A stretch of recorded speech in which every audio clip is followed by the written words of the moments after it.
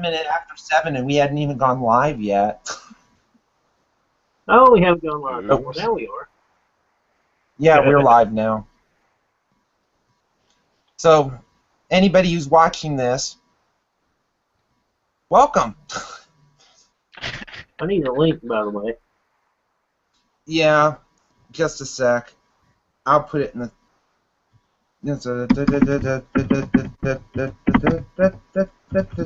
I can't believe we've gone through 40 episodes of this already, Jeff. It's in the chat room, Mike. Okay, let me go find the chat room. 40 issuances, my bad. There it is. Okay. Yeah, but you have to remember, Henry, the first two were like in 2013, and those were disasters. Oh, yeah. With Because Frank. Stan's episode was actually number 3. Number 1 was Frank, and then number 2 was me just blabbing about books for 45 minutes. That was not a fun episode. And there would have been a third episode if I hadn't fallen asleep when Frank would have been on, which would have been a mess. So, but we're not going to discuss those episodes. Those that are watching, this is the 40th Polygon Issuance. This is on January 2nd, 2015. The first show of 2015 where all of us are here because it's still winter break for Henry, who's busy at the computer doing something. We're not sure what he's doing. Surprisingly, I don't have a basketball game or something that I'm working tonight. Or practice or any of that stuff, so... Yeah, because it's Which still... is a rarity, because I'm not... after this, I won't be available until maybe November, or... November?! February would be more... I think I might be here next week, depending on if we go to Humboldt for basketball, but that's up in the air. Yeah. So, Henry's at his computer weather center in his house. In my dungeon? Yeah, whatever. And then Mike Cox is at the studio in the lovely part of downtown. I think it's in downtown Bristol, Tennessee. Yep, downtown Bristol. And it's doing nothing as far as I can tell out there at the moment. And he has no voice because he screamed too many times earlier today. Because Iowa's just so good. No, Iowa's so bad. I told Mike when they announced the pairings Iowa wasn't going to win. I think we all knew that by the time they paired him with Tennessee. Yeah. That was terrible. Well, down here we were kind of thinking, actually the whole bowl game story is kind of interesting because we were originally paired with West Virginia in whatever bowl West Virginia played in. I had the list. I don't have it anymore. But that was the first thing that was coming out the Sunday they announced all of that. And I happened to be sitting on Twitter, and I saw a bunch of people say, West Virginia, nuts. And I guess enough people said that to where they said, okay, we won't pick Tennessee. We'll pick somebody else. I think they got Texas A&M or something. And that's how Tennessee ended up playing Iowa because of Twitter, basically. So that's fun in itself. Gotta love the NCAA. Yeah, and I think the problem is so many people, and we're kind of going off topic, but this is a decent topic. A lot of Iowa fans were like, they didn't want to go to Jacksonville, Florida. That's why you didn't see a lot of Iowa fans there. A lot of people did not want to go to Jacksonville. They wanted to go to the bowl game in San Francisco. And nobody wants to play Tennessee ever in a bowl game because Tennessee fans travel. They always have traveled, whether it's bowl games, whether it's the Lady Vols playing in the NCAA tournament in far-flung places or whatever. The Tennessee fans travel, and it sounds like they did this time too. Iowa fans usually do very well at traveling too, but not this year. I think a lot of fans were just... Iowa's a joke this year, honestly. Well, because Iowa sucked at the end of the year. And they were like, we're not going to go to Jacksonville, Florida. What's there? Just to get blown out by Tennessee. Sorry, Jaguar fans, but your team sucks. But But yeah, we're not going to want to talk about football. Well, we could, even though it's interesting. Here's a weather-related note. The last time Iowa played in what was then the Gator Bowl, when they played Florida in the early 80s, the temperature was in the low 30s and it was snowing. Wow. That's why nobody wanted to go to Jacksonville, Florida, because they thought it would be cold and crappy. It ended up being nice and wonderful and in the 60s, whereas here it's cold and lousy. So, but yeah, we can talk for a little bit before we get to our top 50 mazillion list of meteorologists about the current weather. It's going to get cold here. It's going to get cold down where Mike is. It's always cold here, Jeff. It's Iowa. Yeah, but not this cold. It's not as cold as it's going to get. After last year, we should be used to it. Good grief. Yeah, but you'd think. But yeah, I don't think so. And there's an ice storm that's going to hit the Red River Valley up through part of Oklahoma. There's winter weather issues down there. It snowed in Southern California. I heard up to a nearly half-inch of ice for some areas down there. I saw that it snowed. It even snowed in Phoenix, which is a little weird. There was a great picture somewhere, and I don't remember who posted it or tweeted it, but it was of the Grand Canyon with a bunch of snow in it. That picture was amazing. And if you note in that picture, you look at the snow at the Grand Canyon. It's from the South Rim, and you look at the snow, and you go all the way down toward the river valley, and the snow goes almost all the way down to it. So it's like, well, the snow level was way low for it to do that. So, but anyway, we can get to our list. This is our top 500 mazillion list of weather people. We were going to do a top 10, then it became top 40.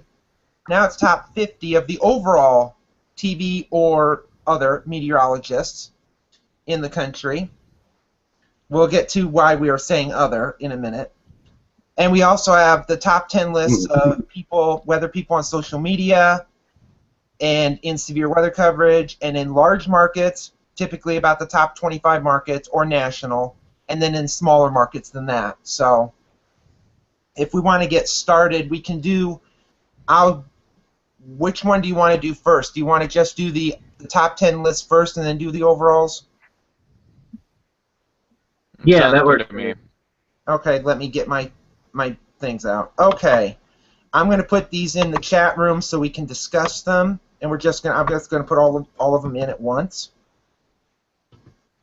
So these are the social media, our top 10 social media people right here, and we can list them off for those because we put them in the private chat so everybody can see them. We have on our list right now.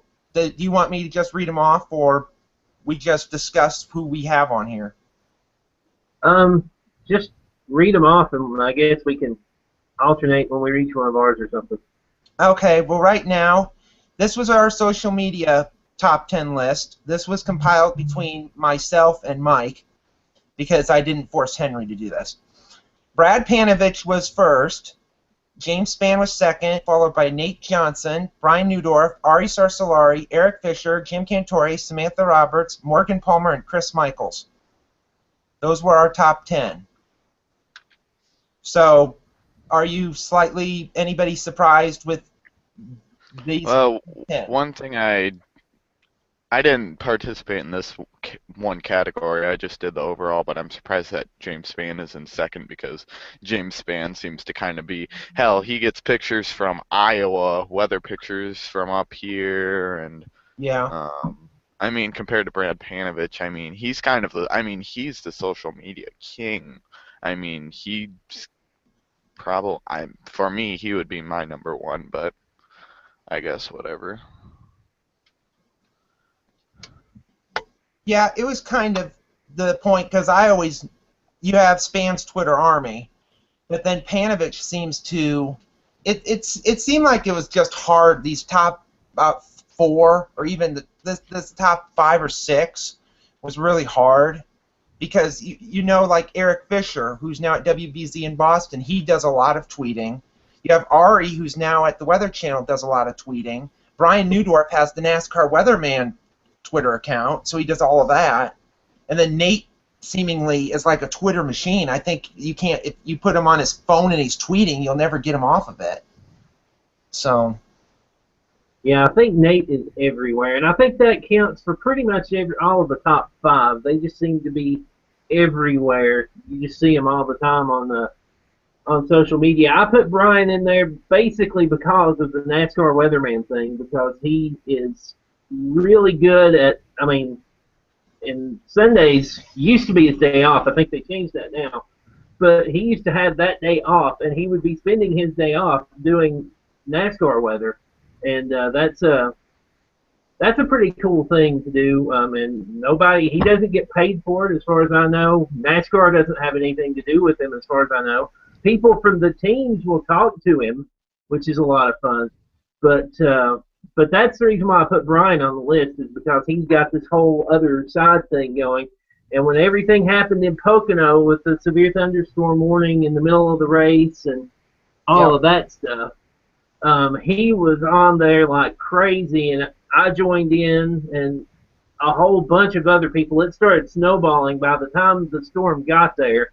If you had Twitter and you were at the racetrack, you knew what was about to happen. Of course, you could look up and know what was about to happen. But in terms of the severity of the storm, you knew it was coming.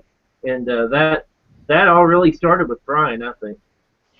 And I think he even does it. He just doesn't do it for those Cup races. He does it for what is now the Xfinity Series and the Truck Series too. He does them, but he doesn't do it as much. Especially if, let's say, the Xfinity Series, formerly Nationwide, formerly the Busch Series, was somewhere else outside of the Cup Series. He would probably just do like a small thing about it, but he would be concentrated more on the Cup Series because people watch that more. So. Yeah. Yeah, I actually put Brian on there on my list, toward the bottom a little bit, but not very far, kind of in the middle, more or less because of that, when I did that. So, but otherwise, this list that we did is pretty much somewhat accurate. I would say there's going to be some people that will probably say that James should be higher. And if you want to make your own list of this, just email us, because we're bound to get complaints. So you can email us. Henry, what is that email address? info@iawx.net. We look forward to your complaints. We like reading. Yes, we're going to get a lot more when we get to the other ones, I'm sure. I'll just say right now, personally, I would put James ahead of. Honestly, if I had to do a list off of this, I would probably keep it otherwise and flip James and Brad around, just because I think. I would almost think what you'd need to do is look at how many Twitter followers they have. And I know Span and Panovich, I think Span has way more, from what I know. Let me look right now. Span has.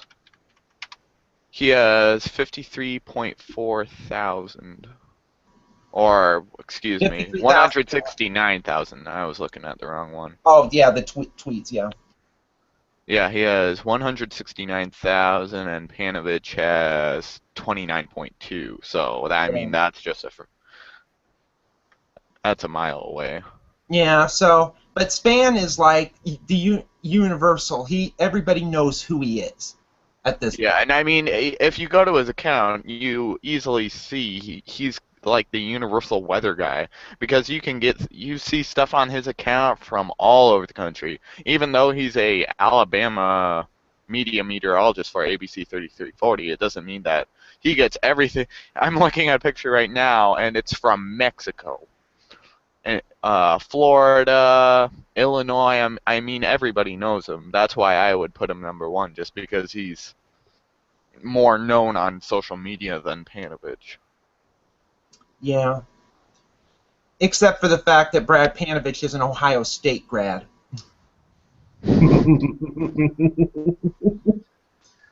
Oh, goodness. Ohio State. Yes, so, yeah. Florida State's overrated. Just yeah, put that out there. We didn't put poor Brian on the list. Sorry. I look forward to your rants about Florida State. I like hearing them because I hate Florida State personally. But Okay, now we're going to be going off of that unless somebody else has a comment about the social media thing some more. I do find it interesting that Jim Cantori is number 7. I just now noticed that. I've seen this list a couple of times, and for Jim to be number 7, that's kind of interesting. But I think he's going to appear on some other lists later, so yeah, Oh, it yes. may be okay. We're about to get complaints for the next one. Okay, now I'm going to put the top 10 list of the severe weather coverage. Be prepared for some arguments. Here's our top 10 list for severe weather. I hope Mike Morgan isn't in. Okay, good. We actually have 11 because we had a tie and we couldn't keep them tied. So We actually have a tie for 7th and a tie for 10th. That's yes. interesting. Okay, Ooh. I'll just start off. I agree with this list for the most part. I haven't seen Ari do severe weather coverage, but I mean, Look at April 28th, 2014 from Way 31. Mm-hmm. He did better than Spencer. Sorry, Spencer Denton. But I agree with the list for the most part. Cantori, he does pretty good coverage. I mean, from the field. Span, of course, everybody knows how well he does with streets and stuff, aside from a few things. Although, and I think That's Mike may notice this too, when we talk about Span, and we're not going to diss him, but we might slightly. That I noticed, I think, and Mike, you may think this too, or you may contradict what I'm saying, that ever since that pixel displacement that occurred in Tuscaloosa on April 27th, 2011. He has not done streets. He has not named off bars, barns, farmsteads, boat ramps, or all this other stuff like he used to. Because I've noticed he doesn't do that as often as he used to. Yeah, I've noticed that too, and that's just one of those things because I've done that in my own coverage. I've named off when I can, think of things. I've named off certain locations that I can see on my map on my laptop, and now I think, wait a minute, that may not be where it is. So I kind of back off on that a little bit most of the time when I'm doing severe weather coverage on my own. And I've noticed here lately that he has done that too. But I mean, you can't blame him. I mean, that is, I kind of give him. I mean, I can see that because anything he says can impact the lives of so many. So, I mean, saying one wrong thing can have a huge impact. So, I mean, I guess there can kind of be anxiety around saying those things, but in the end, you make a valid point with that. Now, we probably should name what our top 10 or 11 in this case were. Jim Cantori was number 1. James Spann was number 2. Jason Simpson was number 3. Brian Busby was number 4. Ari Sarsalari was 5. Mark Reynolds was 6. Glenn Burns, Brian Walder, and Dave Friedman were all tied for 7th. And then Tim Simpson and Mike Cole were tied for 10th on our list. I keep thinking about Dave Freeman being tied for 7th, and I'm thinking, maybe, I don't know if that should be a little higher, but I see all the folks who are above him, and kind of hard to crack that top 5, that's for sure. I mean, yeah, and a lot of people said why I put Brian Busby on the list. He was my number 1, and that's because he's in Kansas City. He has been there for. He's almost like the Kansas City Span. He's not as active on social media, though. He doesn't go completely nuts about starting to name people's houses when he does severe weather coverage, but it's like, here's the storm, this is where it is, don't worry. He's like calm, and he's like, he doesn't freak out like some people. I won't name them. But in a severe weather market like Kansas City, you'd want to have a calming person that says, this is what's happening, this is where it's going, blah, blah, blah. You don't want screamers that just create and hype up stuff and make panic. So, now, if anybody wanted to know, because Mike Cole, who's tied with Tim Simpson, Tim is in Memphis, Mike Cole is on my list. because I saw coverage that he did at KHQA in Quincy, Illinois. He's in what is known as the Quincy Hannibal Keokuk market, which means it covers 2 counties in Iowa. He does what I'm like, why my market doesn't do this, and this market is tiny compared to my market. And even yours, Mike, this market is tiny. It's tinier than the market Henry's in. And they actually do severe weather coverage when they're not on air. They bring up a live stream right from their weather studio and start telling people where the storms are, even if there's no warnings. If there's a watch up, they'll start just saying, here's the storms, this is where it's going, and whatnot. And they did this all last year, and I was like, for a station that's that small, that they actually have the guts to do this for such a small market, I think they're doing something right. And my market doesn't do this, and it just kind of irritates me that a lot of smaller markets are doing this and my market's not. The interesting thing I've noticed with, the market I'm in, I don't see anything because I'm always here, in these other studios across from me, doing the same thing they're doing. The difference here, and the reason why Mark Reynolds and Brian Walder are on this list, is because they have a bigger coverage area than I do. So if there's something on the outside of my area, I can watch them. And the day we had tornadoes here, June, or was it July 27th? I think it was July 27th. When we had tornadoes here, before all of that happened, there were storms in southeast Kentucky. And they were on the air covering that as if it was going right through Johnson City, So I got to watch them, and they were very solid. That's why they ended up on the list, is because they did good work that day. I just happened to think to put their live stream up while I was babysitting radar, as we call it, and they did an amazing job. They didn't do anything really out of the ordinary. They were just solid. They were calm. They were collected. They were like, here's where it is. Here's what's happening. Here's what we think about it, and they did a really, really, really good job. And Jim Cantori, I have seen Jim Cantori in action in the studio before, and he's spouting off all of the different indices and all of that stuff, and he's got all the maps, and he's writing on the screen and all that stuff. He is very, very impressive. I think he's better in the studio than he is out in the field for severe weather coverage, like for tornadoes and stuff. He's probably better for hurricanes out there. But I think for tornado outbreaks and stuff like that, you got to have Jim in the studio for that, I think. Yeah, because unlike a hurricane is like this big, large thing. So you pretty much know that if you're even within like 100 miles of the eye, you're going to get hurricane winds if it's a pretty decent hurricane. So you'll get to see Jim whipping around. But if it's a tornado, it's so tiny, he could be 100 miles from a tornado and it's sunny. And it's like, we report live from the scene. Jim Cantori, what is it doing? It's sunny here. Back to you. I kind of agree with Mike on people focus a lot on how Cantori, if you think of Jim Cantori, you think of the guy that's out in the field and being in those crazy weather conditions, whether hurricanes, tornado chasing or whatever. But in reality, if you watch him, he is actually pretty good also during severe weather coverage. I mean, you could look back to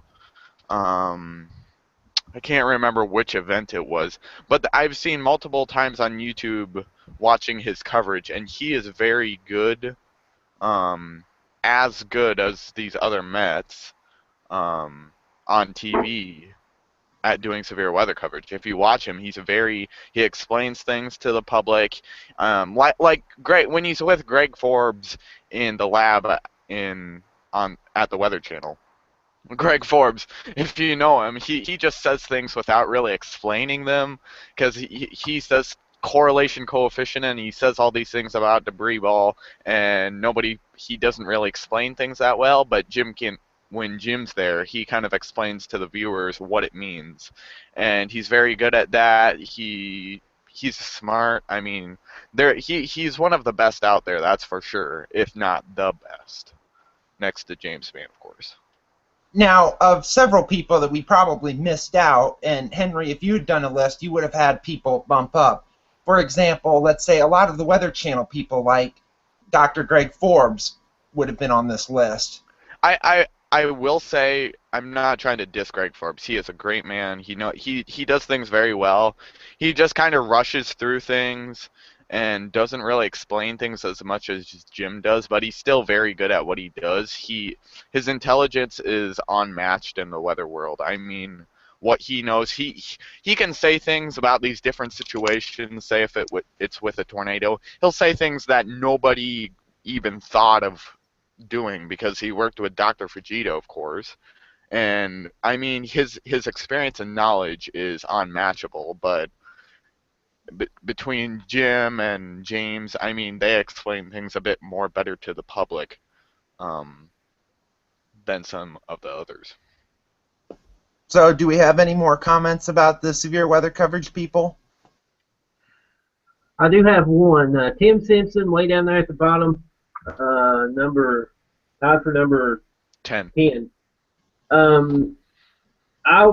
I put him on my list because I just randomly bumped into him one day. There were severe thunderstorms coming through West Tennessee, and I was watching him, and it was during one of those evening shows on the network that everybody loves, that Span talks about all the time, like Dancing with the Stars or American Idol or whatever his network's big show is. It's and he had to take it off because, yeah, so that's Survivor probably. Or Big Bang Theory. Yeah, or Big Bang Theory. So he's on the air telling people, and I think they may have had a tornado down during this particular outbreak. I don't know for sure. But it was one of those situations where you knew it was definitely possible.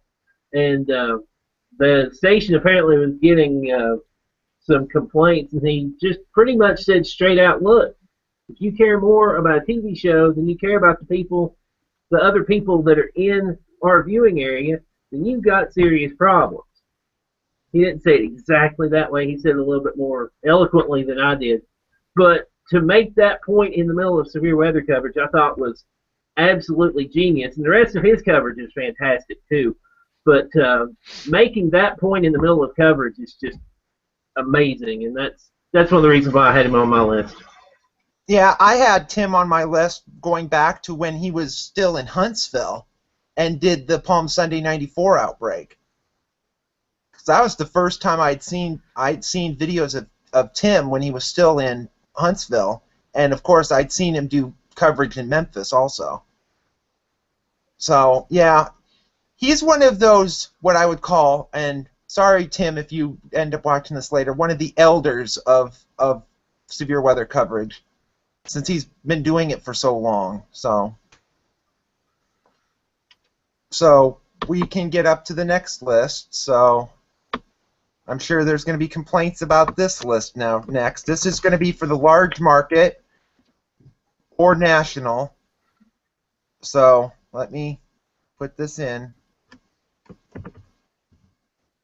Okay, here's. Let me make sure that's the right list. Yes. This is this is the top 10 list for the large markets or national people. And so this list has number 1, Jim Cantori. Jim Cantori's on a lot of these lists, I might add. Number 2 is everywhere. Yeah. Number 2 is Brad Panovich. Number 3 is Ginger Z.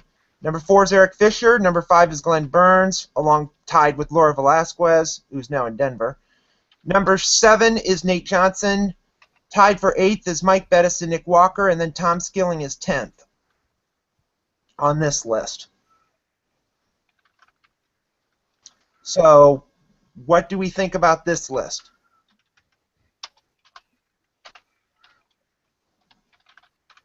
Trying to process that. Oh, let's see. Ginger being top 3. That's a pretty cool thing. I don't get to watch her very much because I'm not up in the mornings. Although I know a lot of people that are up a lot in the mornings, which is strange. But Ginger being on that list at number 3, that's a pretty pretty interesting thing. And of course, Nate is just, as we said earlier, he's just amazing. Number 9, Nick Walker, or tied for number 8 actually. Nick Walker of the Weather Channel, national equals big market, I guess. Yeah. I don't know if y'all know this about him, but he has severe weather safety music CDs that he sells on the side. And on one of our stations, we have a kids show, just a couple of rooms over, and we have a kids show every afternoon from 3 to 5, and we've got him in the rotation over there. Some of his latest CD that he did, and that's pretty fun to have that little side thing going on too, where he always sells that for giving to the Red Cross or whatever organization is helping people who've been affected by severe weather. So that's the reason why Nick Walker ended up on my list. He's just a fun guy to talk to too. I've met him a couple of times at various NWA meetings, and he's a great guy. Yeah, I agree with that list for the most part. This is a large market. Am I correct on that? This is the large market in Okay. national. So, yeah, I would agree with that. I do find Ginger Z being number 3 interesting. I don't see her that much in the morning, but from what I've heard, she's very intelligent, and she worked under James Spann for his severe weather coverage, so she has a lot of experience, and from what James thinks highly of her from what we've heard, so she definitely has the qualifications to do what she does. Eric Fisher, of course, he worked at the Weather Channel for a while, and now is working at a former CBS guest of affiliate. ours. Which CBS affiliate is he at now, Jeff? WBZ in Boston. Gotcha. He does all, from what sorry to interrupt. He also does a lot of stuff with the CBS Evening News now. So it's almost like he's like the CBS Evening News weather person now. Yeah, I do see him a lot on the evening news, and even in the morning, he does a lot of reports for them.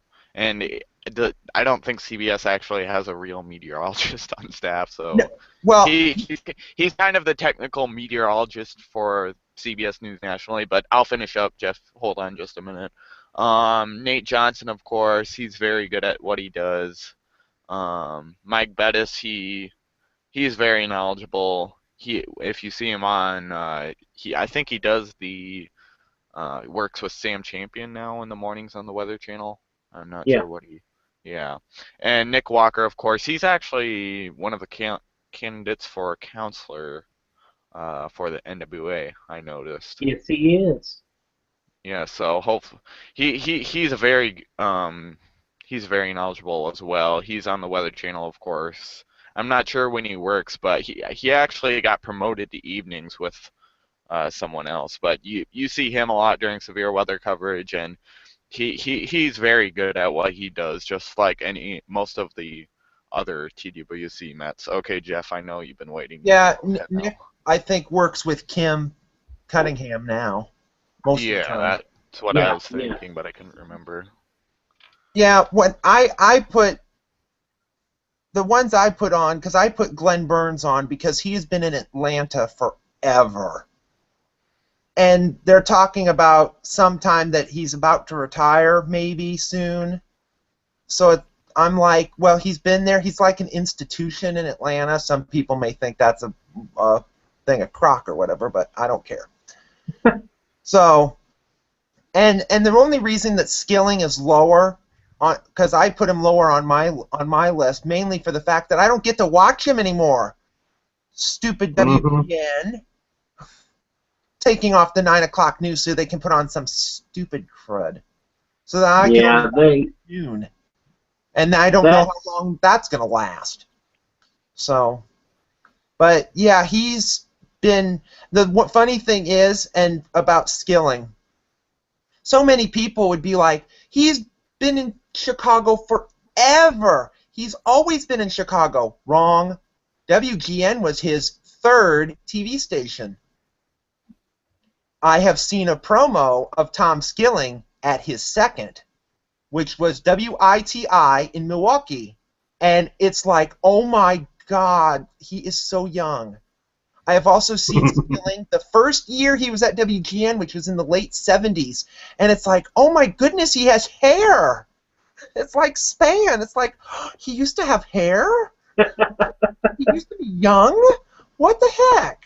It looks so funny. He still had the mannerisms, though. It's like you'd know Span has those mannerisms that he has that they call them the Spannerisms or something. You'd have Skilling used to do this, has these mannerisms too, and you'd look at way old videos of Skilling, and he does the same thing. It's like, that's just very weird. The thing that kind of knocks him down, though, is because he's in Chicago. Chicago doesn't do severe weather very well, and this is why this is the large market thing that kind of lowers him down, because in Chicago it's like if it's a tornado and it's a big wedge and it's moving into the city, then we'll interrupt whatever. But if it's out in the suburbs, we could care less. And I think that's the case for all the big cities. So, but that's why I put him even lower than that. Otherwise, the rest of my list was pretty much okay at that point. So, do we have any more comments on this before we go to the smaller markets? Nope.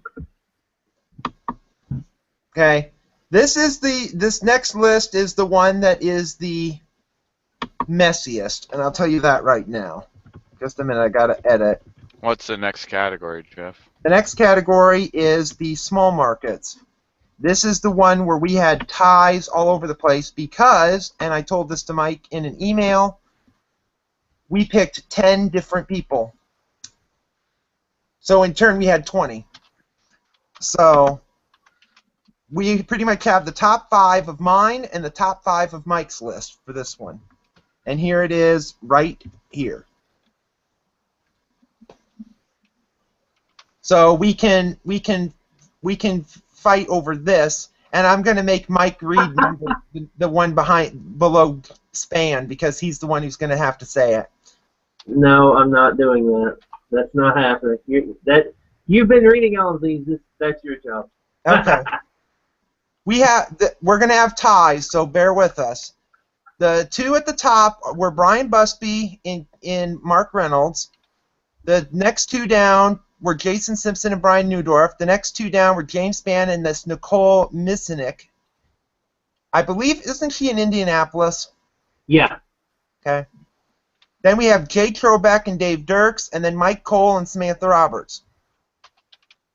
So that's this list, where we had 10 different people. I picked 10, Mike picked 10. This is what we ended up with.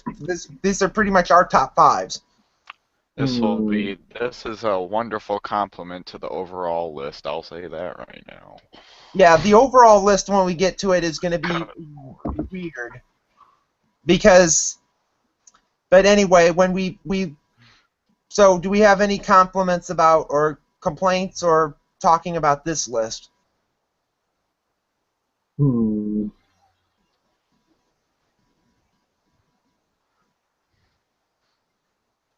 I find it weird that Birmingham is considered a small market. Well, the interesting thing is I had to be very careful because the top 25 just is so close, because I just picked the top 25 and then national people, because otherwise the smaller markets kind of would get squished down to the point we'd be adding people from like who knows where. And are they like the top 10 in smaller markets? We're not sure. Because smaller markets tend to have people that just graduated from college, have only been doing it like a year or less, and you don't know. Okay, I'll start the comments out. First, I'll say James Spann at number 5 it's interesting to say the least, and I'll leave it at that. But I don't really have any other comments aside from that. Yeah, I kind of, when I did my list, I kind of did a 10, and then I had some of Mike's 10 on my list, but then they fell out of my top 10 when I did my list, and I was like, this was the one that gave me just so much trouble. when I was doing this. The overall took me forever to do this, but yeah, I would agree that I would, in hindsight, I would probably put, as much as I like Busby in Kansas City because he's been there quite a while, I'd probably put Spann ahead of him and Simpson maybe between James and Brian, and then Mark below him, kind of like taking the top 5 and just mixing them all up. 6 through 10 is pretty much okay. I'd probably knock Mike Cole off, only for the fact that Mike Cole I like, for the fact he's in the small market and, like I mentioned before, and he does a lot of stuff. And he's been in small markets before. He used to work in Rockford, Illinois, and I think another market at one time too. I can't remember. But so he's pretty much somebody I like in a really small market. If we went even smaller, Mike Cole would probably be #1 on my list for really tiny markets. But yeah, we probably should have further divided the smaller markets around, because you've got Kansas City, you've got Huntsville, you've got Twin Falls, Idaho, you've got Indianapolis, and Richmond is in here. And it's Sioux kind Falls. of a wide range. Yeah, I mean we kind of went all over the place. And you have a list with only 2 people contributing to it when you have market number, I think we're market number 98 in TV, being in 2 people in the top 10. And the reason that is Mark Reynolds and Dave Dirks have been here forever. They've been around so long that nobody can remember who they replaced when they came here in the 80s. I think it was before the 80s. No, it was the 80s. And they have just, in this market with weather is very, very weird, because you've got mountains, and you're usually right on the line between, in the winter weather situations, you're either, 2 degrees can shift you from freezing rain to sleet to snow, and this area is usually right on that line, and it's really, really hard to forecast that around here, and to have 2 people in this market that are pretty much institutions, that's an amazing thing. But they've both been here. Mark Reynolds at WJHL and Dave Dirks at WCYB. They've been here since I was in middle school. So that's and that had been a long, long time ago. Yeah, because I did not go anybody in my local market. My market size 90. Mainly because it's not because there's all these people are like they're a bunch of newbies. Because the weathercasters, the chiefs that are here, the one just went to the one station, but he has 30-some years of experience in this area. He was in the Quad Cities, the market next to me, and he's from this market. He's actually was born in this market, so he's not well known in this market because he'd been in the Quad City market for 30 years. But he finally came into this market, which is bigger than the Quad Cities market, not by much. The Quad Cities is number 100. So, and then the other 2 have been here since the 90s. And everybody remembers who they replaced. For example, like Joe Winters, who is the chief at Channel 9 here, he replaced Denny Frary in 2007. I think it was 07. And Denny Frary had been at Channel 9 since 1974. So at that point, before then, I think Channel 9's only had like 4 chief meteorologists over its entire history.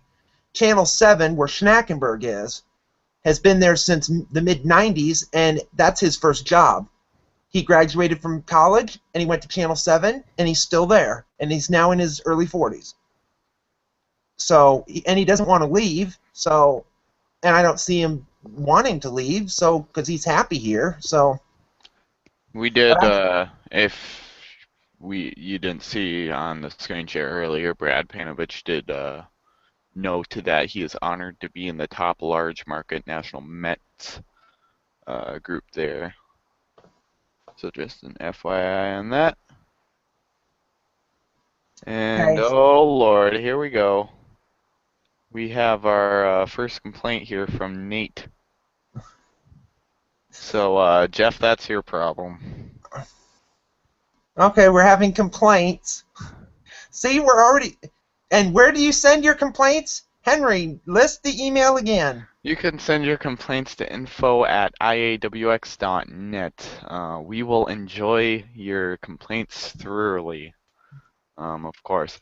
But, yeah, I mean, with the social media list, it's hard to kind of... That number 5 spot that's currently filled by Ari is kind of up in the air. I mean, that could easily be a tie between Brad, too. Because Panovich could easily fill that. Because honestly, it could be a Are tie you between talking about the Ari. social media one at the beginning? Because Brad was 1. Or No, social media. yeah, Brad was number 1 on that. We've had so many lists. We're not even to the overall list yet. And we'll do those in numbers of 10. Is social media the first list, Jeff? Yes, that I put on in the private chat room.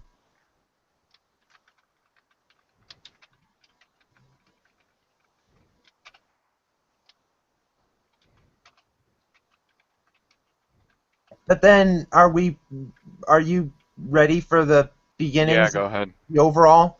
Okay, here's the overall list. This is we're gonna do the top 50. We're gonna do them in things of 10. I'm gonna go from 50 to 41 first. Whoops. Okay, wait a minute. I gotta get off of this thing. So just bear with me. Okay.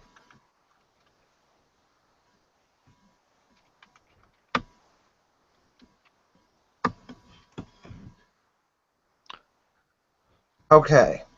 No more. Nobody else has anything for the small markets then. Well, I don't know, because Mike kind of is hidden right now. Or is muted, at least. I'm not sure where he ran off to. Oh yeah, I muted myself. Go figure. I had to cough a minute ago. That was my problem. Do I have anything else to say about any of that? Not really. Okay. Here is the countdown. I could be playing songs for this, but we're not going to do that. So I wish I could Mike's going to have to get his inner Casey Kasem. If only. Okay. Here's number 41 through 50 on our list. So I'll read these off. We have Dave Nelson, Lisa Spencer, Mark Prater, Aubrey Urbanowitz, Betsy Kling, Mike Cole, Ian Leonard, Ken Weathers, Brian Walder, and Joe Winters. So what do we think about this? Oh goodness. Let's see. A lot of these I actually don't know. Ken Weathers is a good buddy of mine. He's in Knoxville. He's just down for me. Big Manchester United fan and not a big Cubs fan. So next time somebody awful like Crystal Palace or Wigan or somebody beats Manchester United, I get to rag him over that a little bit. Those are Premier League teams for those that don't know. Yeah. Brian Walder, we talked about him earlier. He's the weekend morning meteorologist at WJHL in Johnson City, Tennessee, Tri-Cities market I'm in. And he's kind of coming up the ranks as far as that's concerned. Let's see. Of course, Aubrey is on Weather Brain, so that automatically gets you a spot on this list. Mark Prater. I remember a little bit about Mark because he used to be on the Rick and Bubba show before Span got on it years and years and years ago. One of the goofy syndicated morning shows. But I remember he was on there before Span was a few years ago, and he's very good. Yeah, there was the time for the few years after he left Birmingham. The 2 years he left, he came to Davenport, which was So, funny. so we're discussing 41 through 50 right now. Yes. Okay. Comments I'll make. Joe Winters, of course, he's at number 50. Um, he's a great, he's the great chief meteorologist there. He's been Yeah, at my market KCRG. for 25 years. It'll be 25 years this coming summer. He deserves a lot more recognition, and there's way too many meteorologists that they're all great. I mean, this is it's hard enough to rank all these meteorologists, but he's a great meteorologist for KCRG here in Iowa. He's been there a long time. Ian Leonard, he's at KMSP. yeah, that's what I was thinking, but I wasn't sure which Minneapolis station it was. He actually is friends with one of our network chasers, Dan Gottschalk. Yeah, They have a good. he used to be in my market also. He came from, okay, Mike, get prepared. Ian Leonard came from Edmonton. Boo. And 44 Aubrey, yeah, she's on Weather Brains, and she does the mailbag, so she gets the spot automatically, of course. I'd like to see her in a bigger market, though. Yeah, she has potential. Is she just a meteorologist or a chief? I can't. She's the what is she? She's the meteorologist when? In the early afternoon, evening? Well, I don't know.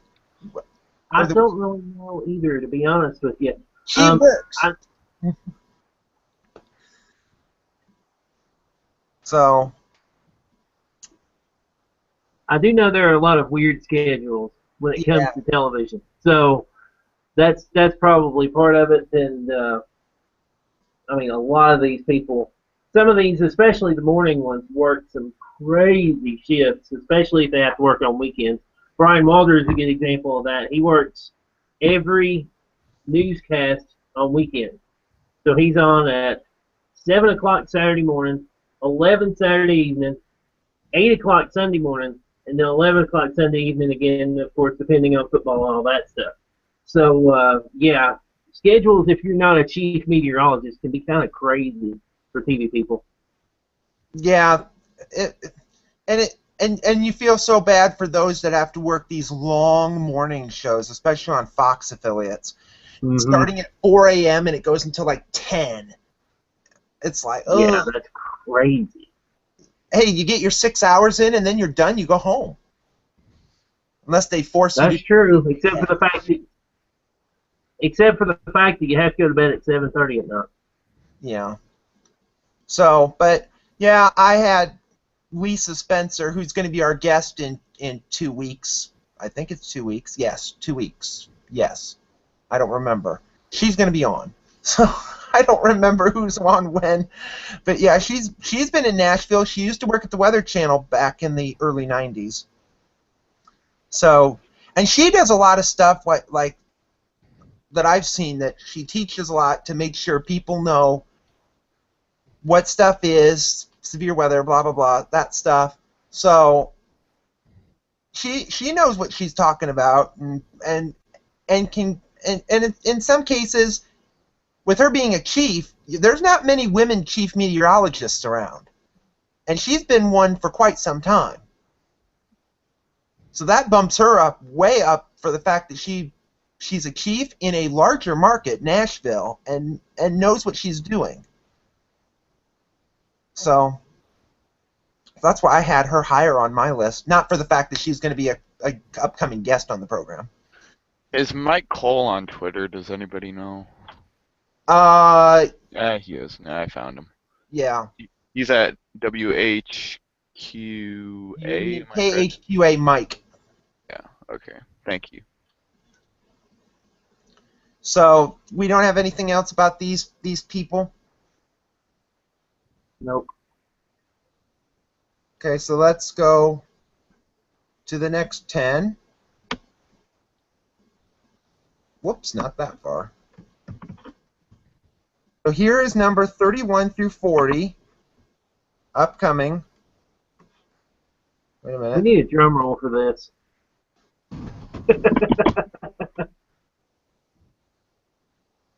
Okay, here's the next 10, 31 through 40.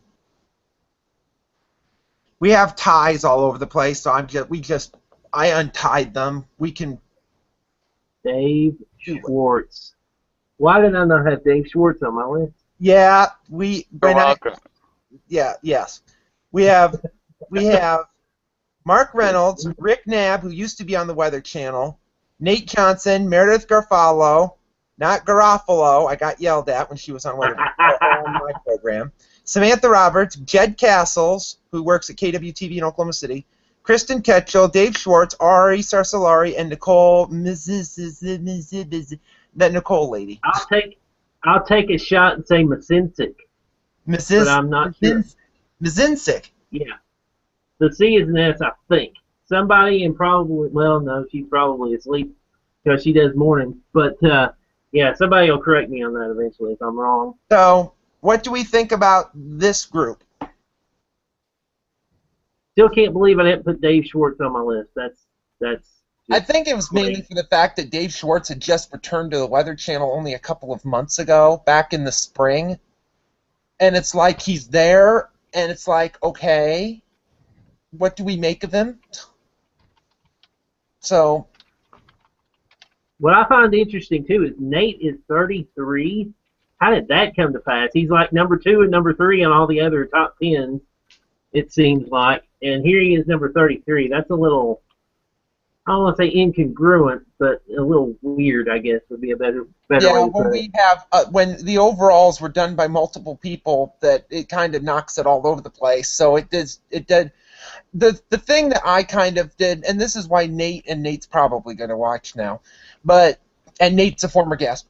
But anyway, I noticed when they did that severe weather outbreak a couple of years ago, back in April 16th, 2011, he was working the radar at WRAL Raleigh. And I noticed, I was like, I watched the whole thing, well, most of it, up to the point of right after the tornado hit Raleigh. And I'm like, he kept moving the storm, he kept moving the tracker the wrong direction. It's like you can easily see the storm is moving this way, and he moves it like 30 degrees to the right. I'm thinking, no, that is not where it's moving. It's moving that way. It's not because I had seen it before, because you could see the storm was moving in a direction like this. I'm not showing my video for that, but it was moving in this, but it was moving more left than right. So it's like, otherwise he's very good. He can pinpoint storms and whatnot, and did very well with that outbreak back on April 16th, 2011. Does a lot of teaching at NC State. He taught one of our other former guests, Tom Miners from Jackson, Tennessee, who is a former guest. So he has a lot of his own people that he's teaching and making sure that they know what they're doing.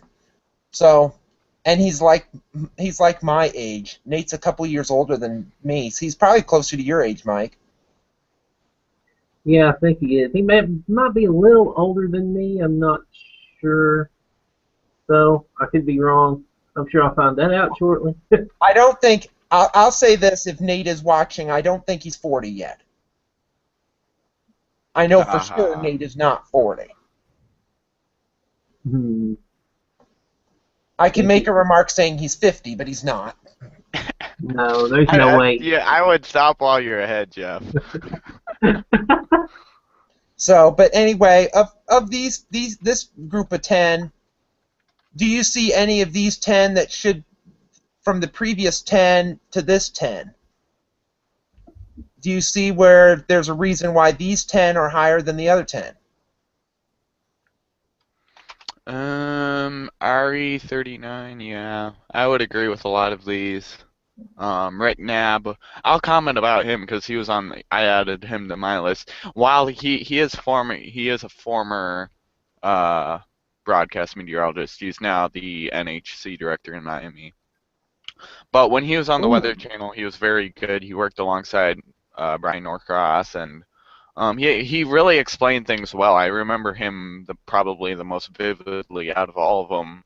He covered a lot of tropical storms and hurricanes, and did a great job at the Weather Channel while he was there. Nate Johnson, of course, pretty well known through Weather Brains. and he's done a lot of stuff when he was back in Texas, when he worked in Abilene. I still want video, Nate. If you're watching, we want video of your time in Abilene. Yes, that would be wonderful. That would be somewhat seeing people from way back when toward the beginning of their career would be kind of funny. It's not like we're saying Nate's career is ending. It's nowhere close. He's still on his prime, Jeff. He's not even to his prime. He's still near. He's not even to his peak. He still has a lot ways to go to get to his peak. Sorry, Nate, but you still have lots to go. Now I probably just made him mad. I'm sure we'll find out shortly. Let's see. I had a couple of things I was going to say, and I've, of course, forgotten them. Kristen Ketchell, she is kind of a neighbor of mine. She's up in West Virginia at, I don't remember the call letters of the station she's at. She works with Spencer Atkins, who is amazing in himself. And the reason why she's on the list is because the two of them together, maybe they should be together at number 37, is because they are hilarious. If you follow either one of them on Twitter, they're always just having a lot of fun with the weather and with each other and just kind of goofing off, but they still get the job done. So that's part of the reason why she's there. Samantha Roberts, go Big Orange. That's all I got to say about that. She is a big fan of the volunteers as I am. So, and there's not many of those in meteorology because they don't have a meteorology department, unfortunately. So we need to fix that. We do need to fix that. Well, Virginia Tech helped. You can actually go a little bit, northeast and go to Virginia Tech. My main mistake in life was not going to UNC Asheville, which is where number 48 Ken Weathers. That's where he went. That's where I should have gone because that was the only meteorology school within about 500 miles when I graduated high school, or at least it seemed like it. So, that's the Tennessee thing. Not having that is a problem for me. I'll just admit that. Well, thinking about this, we're going off on a tangent. Is there even any Tennessee school that has a meteorology department? I know ETSU, East Tennessee State, my alma mater for broadcasting, they had one class. I took it. I think, didn't I hear Vanderbilt was going to start a program soon? I think Vanderbilt might have one. But okay. as a person in your condition being a Tennessee fan, you don't want to go there. Oh, of course not. That was especially after having lost to them in football a couple of times recently. After it hadn't happened, since I'd been alive. Yeah, don't want to go to Vanderbilt. And I don't like their basketball court either, as an aside. Yeah. So, that's... So we went off on the tangent about that. So we have nothing else to discuss. I will discuss why Jed Castles is on this list, because that was not added. That was added by one of our viewers. And I thought about it afterward, and I'm like, well, Jed Castles actually started in my market. And he was only here about a year, and then he was poached away by none other than Gary England. And that is where he still is at KWTV in Oklahoma City. He is still there. So, and he is,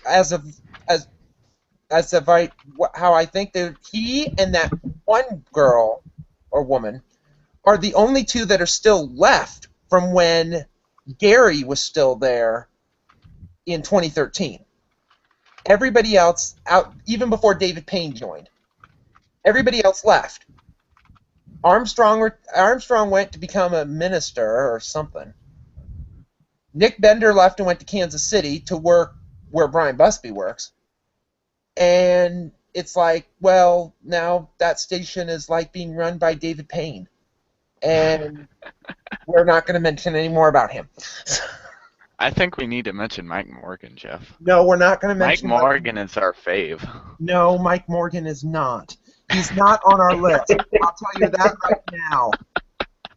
complaints. Yeah, you would be amazed, Mike, if you. I had a few words with Jeff after I saw he had Mike Morgan on his list for a brief time. Hmm. Yeah, I saw that. I chose to ignore it.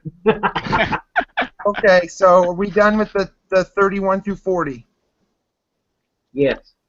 Okay, here is the next 21 through 30.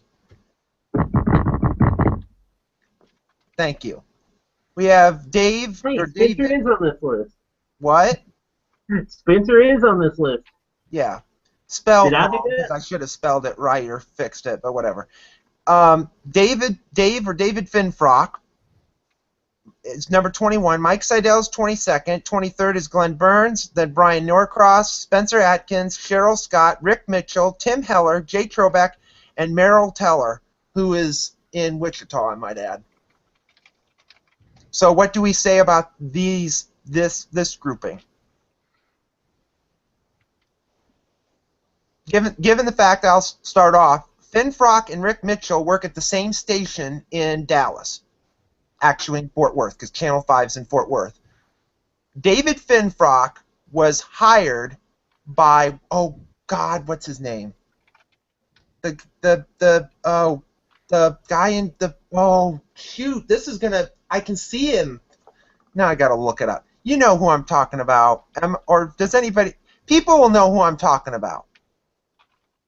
The person in Dallas. Oh, geez, the one who used to be at Channel 5 forever, and then he died. Oh, it's driving me nuts. Henry, look it up.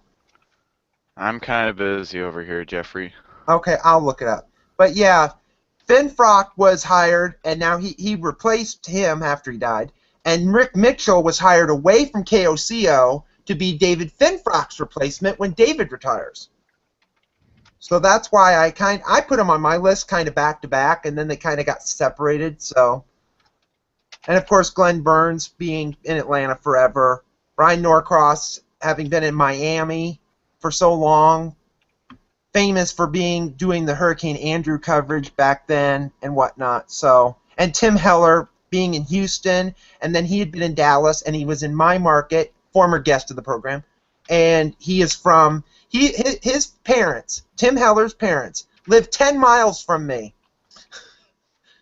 That's not why he's on the list, but that's Tim Heller is very good. I mean, I was so upset when he left my market.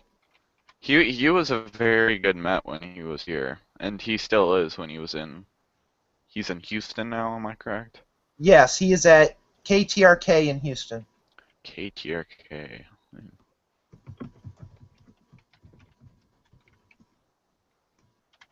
So, does anybody else have I'm looking through the list quickly. Brian Norcross, of course, he's one of my favorite. Him and Greg Forbes and Jim Cantori all at TWC. They're kind of like the powerhouse of weather organizations because they have some of the best people in the fields. I mean, Brian Norcross, he's one of the best people in broadcasting and keeping people up to date with hurricanes and tropical storms. Greg Forbes and Jim Cantori with their severe weather. They got Mike Seidel. I mean, they're pretty loaded with severe weather and hurricane people. Brian Norcross, of course, one of the best in the field. I mean, if you go back and watch his coverage of Andrew, which he's pretty famous for, and he continues to keep us up to date with the tropics, which that's one of the reasons I still watch the Weather Channel is to see they have one of the best tropical update. I mean, just having the crew to kind of analyze it is nice. And I mean, I don't just stop watching the Weather Channel just because of their management, which I don't agree with their current philosophy, but that's a story for another day. But Brian Norcross on the bench, Spencer Adkins, of course, he's very good. Mike Seidel, another TWC Met. He reports in the field a lot, but aside from that, I don't really have any other comments other than Jay Trobeck. Of course, he's in Sioux Falls, so I have to give him some props because he's local bias. and I might add that it was Harold Taft that was the one in Dallas that I looked up. Let's see, who else is? Oh, I have to tell my Cheryl Scott story. I forgot about that. I almost forgot about it. She used to work at Channel 10 in Knoxville, WBIR-TV, the NBC affiliate down there. And I don't know how to say this nicely, but sometimes there are tornado warnings that shouldn't happen. And one of those occurred in somewhere in the Knoxville market. I don't remember exactly where. I don't even remember when this happened. But it was when she was the only person there. And when weird tornado warnings just pop up seemingly out of nowhere, it's kind of disconcerting. I've been through it, and I've been 15 miles away from the station when one has popped up in the middle of summer. So I understand how that is. And she had to be on television right then when it happened, like you're supposed to when you're in television. And it was kind of unnerving when you're trying to get everything together and all of that stuff. And she was kind of stumbling around a little bit, and I can understand that because I do that all the time. So, so I was watching, and a friend of mine, who shall remain nameless,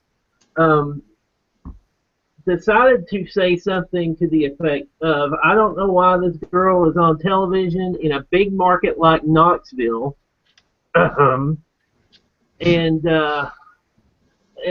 just generally bashing Cheryl all the way through, just because the big thing was she was giggling. Well, you know, when you're kind of disconcerted about something, that's what you do sometimes, you know.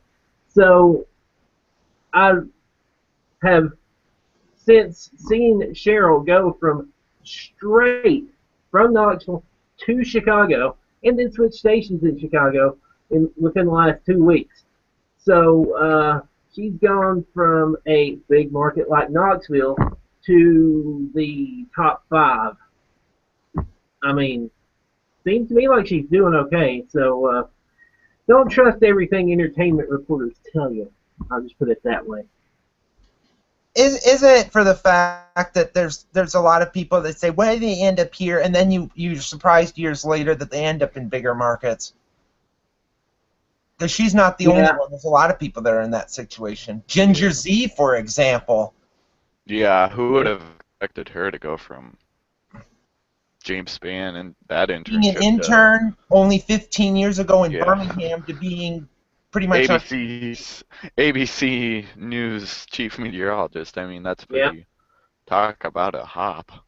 Good grief. Although she was in Chicago for quite a while, but so, and she knew what she was doing. It's just some people's interpretations of what they think a weather person should be, prim and proper, and when you're supposed to be talking about the weather.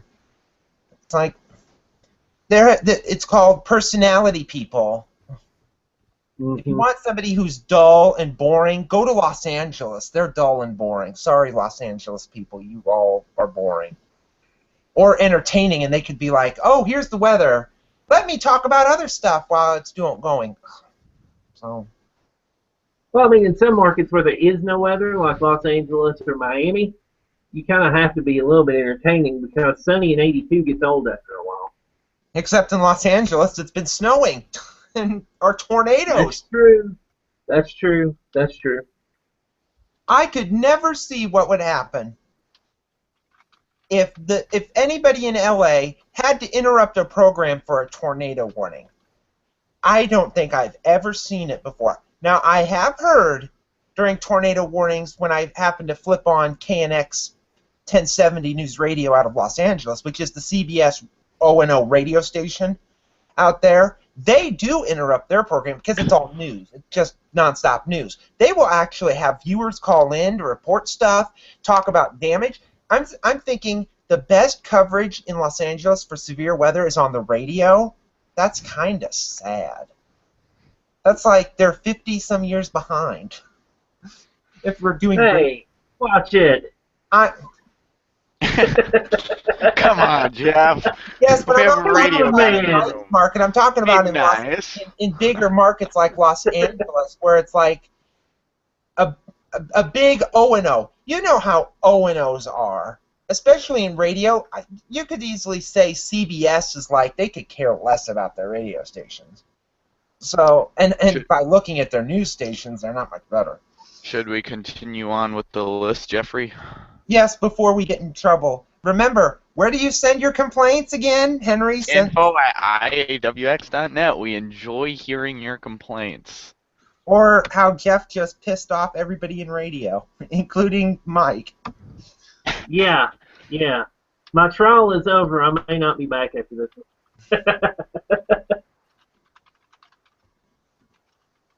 But I will give credit that KNX 1070's weather coverage is probably better than any severe weather coverage on television in Los Angeles because they could care less. So you have something going for you, Mike, because at least there are radio stations in large markets that actually do coverage and they do care. Oh, yeah. I just realized somebody that's not on our list. I don't think he is. And he does radio, too. Do we have Matt Ernst on this thing anywhere? He's not in our top 100, but he was not in the top 50, but I don't know where he was. But here's our number. That's a fail on my part. Here's number 11 through number 20. Oh Lord, oh, that's funny. If I would have known John Hope was available to be picked, I would have put him at number 1. I miss that man so bad it's not even funny. Yeah, for those that don't know, because I put the list on our private chat, so these are the list 11 through 20. Number 11 is Jay Prater, who's at KAKE in Wichita, known as Cakeland. Laura Velasquez, who's in Denver. Carl Parker, who's at the Weather Channel. John Hope, rest in peace. Gary England, who is retired. That's why he's lower on this list. Dave Freeman, who's at KSNW. Gary Lezak, who's in Kansas City. Nick Walker at the Weather Channel. Dave Dirks is, where's Dave? Is that? WCYB in Bristol. He's okay, 2 blocks that way. And then Brian Newdorf out at Twin Falls, the NASCAR guy. So what do we think about these people? Well, first, I'll just go out and say personally, my list that I gave Jeff had John Hope at number 2, I think it was. Yeah, he honestly, I mean, of course I didn't get to see him because I'm only 15, but you go back and watch him on YouTube, and he was one of the best He was people so to watch. Oh, amazing. I mean, Jeff and Mike probably can tell more of first-hand experiences, but he was one of the, when I watched him, he was one of the best people I have ever seen to ever report on hurricanes. He made the Weather Channel actually care a lot about. They didn't go on this stuff about let's do all this stuff or whatever. He would be like, "Here's the storm," and he actually taught the people at the Weather Channel, because toward the end of his career, he was more or less giving out how he did it to everybody else, so then they could be just as good as he was when he was going to be no longer with us. God rest his soul. So he Did gave. Did somebody write a book about him? I don't know if they wrote a book about him. They should. If they did, if they did, I need to find it. Because I remember watching him in '92 with Andrew, and I think I might have seen him with Hugo in '89 before it came up here and scared the daylights out of me.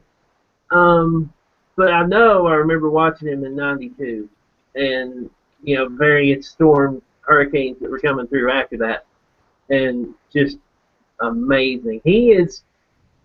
Oh gosh, I miss him so much. It's just, hard to explain it. Of course, he is famous for one. He is famous for one thing: naming a hurricane after his daughter. Oh, that's right. Yeah. And that name was Camille. Yep. All of my professors at Mississippi State are wondering why I didn't know that. He didn't name any more storms after that, because that's when he was working at the Hurricane Center. Let's say he didn't name any storms after that. Mm-hmm. That was back in the day when they just made up lists of women's names at the time. That Yep. was when they were sexist back then. They didn't have men's names, but so, and he always did that. It was other people that told the story. John never did that often about that. He did once in a while, but gosh, he died what, 12 years ago, 13 years ago. He died like Yeah. Been a long, long time ago, that's for sure. Let's see. Who else is on this list? We've talked about just about everybody on this list already at least once. Let's see. Well, we haven't talked about Jay Prater yet. Henry I'll start the comments about Jay Prater is the chief meteorologist at KAKE, aka Cake in Wichita. He's a good meteorologist. He's an Auburn fan, Mike, if you want to know. Do they still have the Cakeland weatherplex out there? No, he doesn't. Their news director made him get rid of it because they wanted to redesign it. Back when they used to have these two stations, it was huge. Wow. Yeah. The news director made them get rid of it. Although it was pretty cool, I'll give it to him. That place, I would love to tour that place when it was around, because it looked wicked. Just being able to work in that place, you could have 3 or 4 meteorologists in there, and you wouldn't be cramped up. Yeah. Because he had 2 little areas you could have Jay on one screen, and the amount of screens they had, oh my gosh, it would be heaven for me. Mm-hmm. But Jay Prater and himself, he's a good guy, good meteorologist. He used to work in Nashville for a time. He worked in Alabama for a time.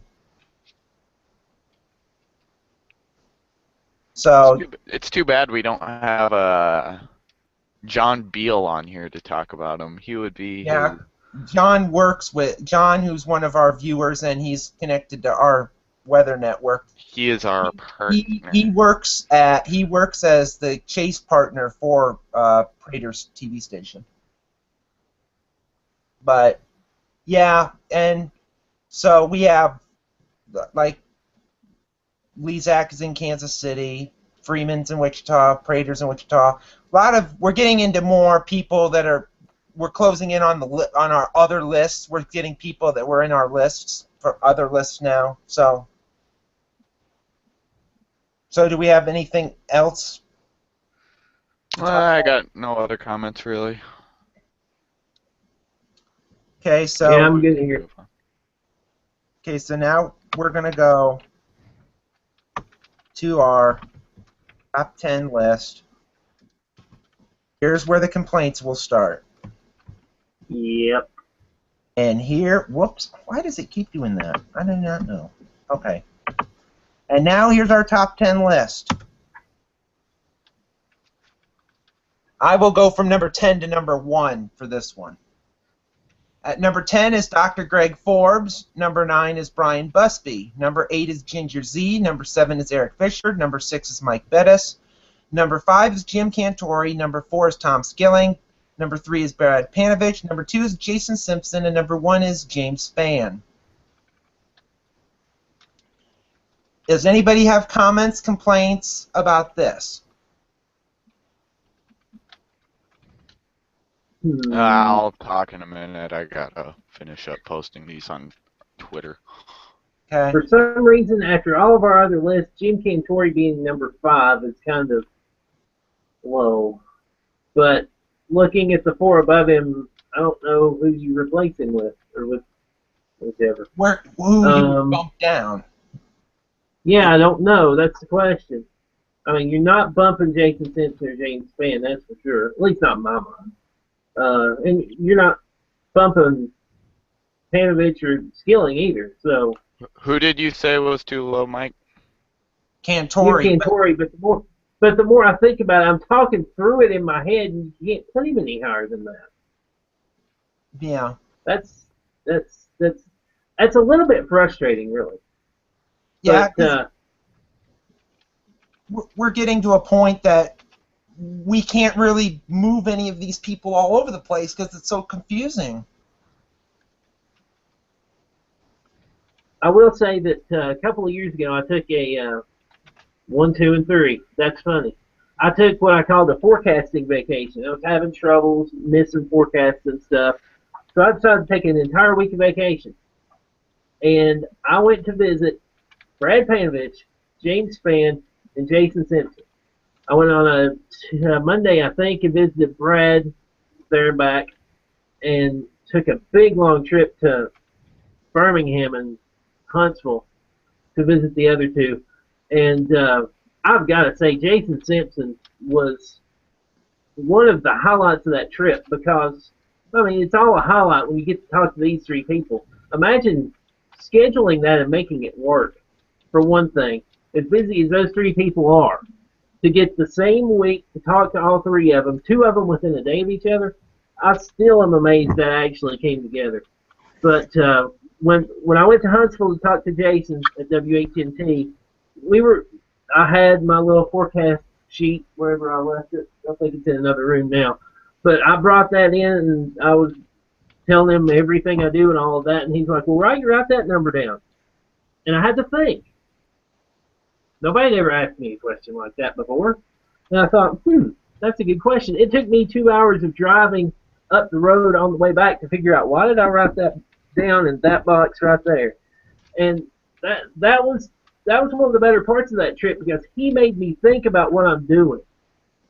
And just in the method of putting together a forecast, why are you doing what you're doing? You know, and a lot of what I have to do is involved in time saving because where I am here, I do a lot of programming and a lot of engineering type stuff, and I do a little bit of everything. So when I sit down and do a forecast, it has to be pretty much out within an hour, and the recording's done and all of that. So, and I told him that, and he said, "Well, if you're writing this number down, you don't know why write the number down?" And I thought, well, that makes sense. Eventually, later, I think what it was I was writing down the 850 millibar heights is what I was writing down. And the reason why I was doing that, I figured out later, was to match with what's happening right now. That's what I was doing. And when I get put on the spot about stuff like that, I kind of go blank for strange reasons I don't understand. But that is something that I enjoyed about that whole process, was sitting down with him and just getting to know kind of how he does stuff, picking his brain a little bit about how I could do stuff better. I got so much stuff out of that. I was there for 3 or 4 hours, met the whole team, all of them except one, and it was just amazing, an amazing thing. And I encourage all meteorologists. The idea that I had to do this came from Dave Ramsey, if you've heard of him. He's a big radio financial guy. He said, find people who are smarter than you, go to lunch with them, and find out why they're smarter than you. That's the whole idea for that entire trip, because those are three people that are way smarter than me. I mean, way smarter than me. And that trip did so much. It didn't feel like I drove 1,200 miles when I got back home from that trip, because I knew I'd learned so much from all three of them about how to do my job and how to forecast better and communicate it better and all that stuff. It was an amazing, amazing trip, and anybody in the sound of my voice right now should maybe not plan a week of vacation around it, because I know not everybody can do that, but go and find people. Go and visit people you know of that you're close to. If you talk to them on Twitter all the time, I've got tons of Twitter followers that I'd love to go see, Nate Johnson being one of them. But that's what you need to do. Go take a day or two off and go and find some of these people and visit them and talk about not necessarily severe weather, although, yeah, you're going to need to talk about that as part of the process.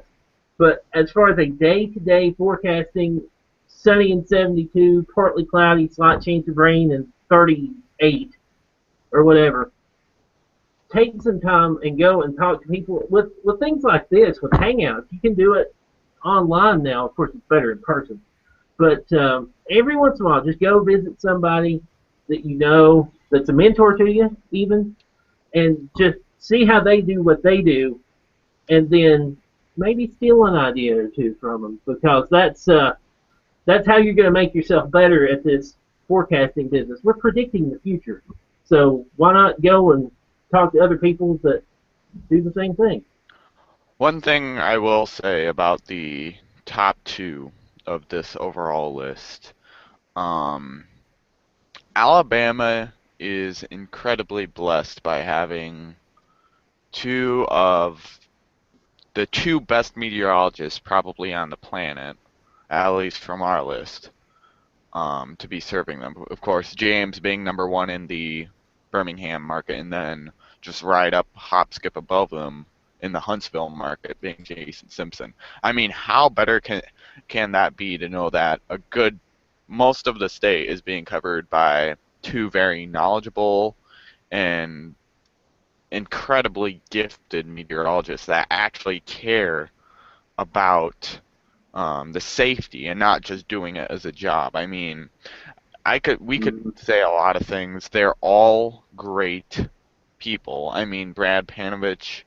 They we To do a ranking list is probably the hardest thing for us to do, because in our minds we all know these are all great and very intelligent and they know what they're doing. I mean, they're it's hard enough to do a ranking for us because I mean, Greg Forbes, I mean, if you look at this list, it's incredible of the amount of talent that we are blessed to have.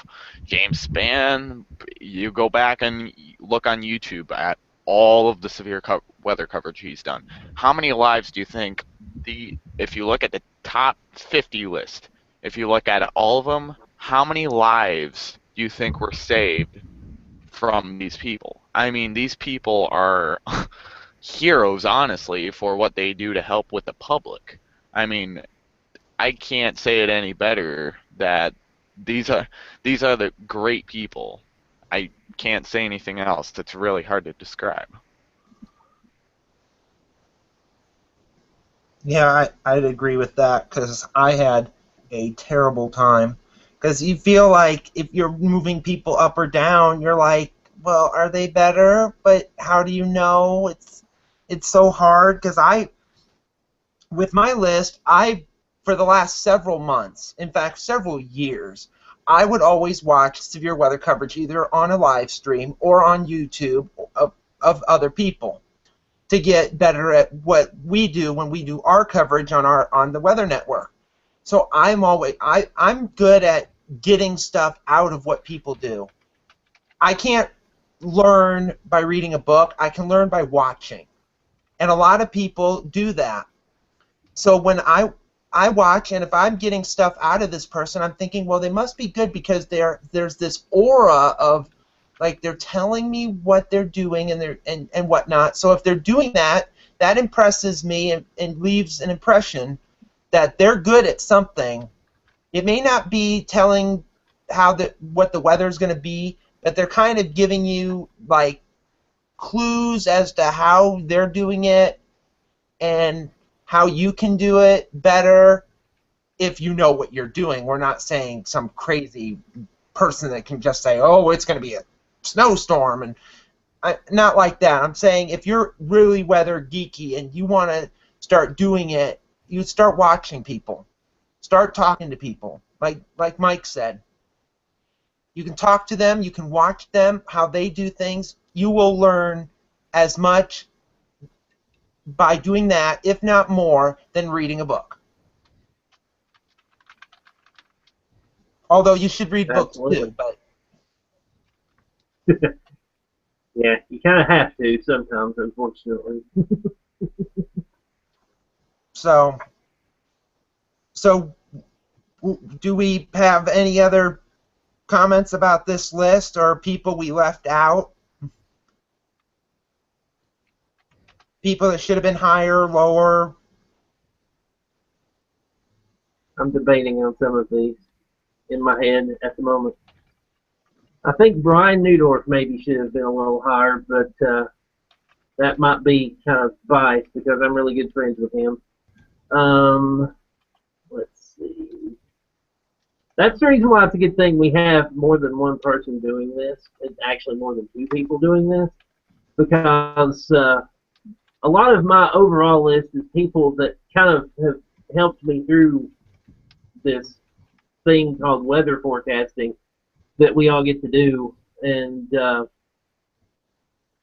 I just am thankful to all of them, and especially I didn't talk much about this earlier, but Laura Velasquez is on this list because of me entirely, and that's because the day after the outbreak in 2011, she didn't have to say a word to me. I woke up, heard that people had lost their lives. It was the first time that had happened in a severe weather situation for me when I was actually trying to get people to safety through the radio stations here, and I wasn't taking it all that well.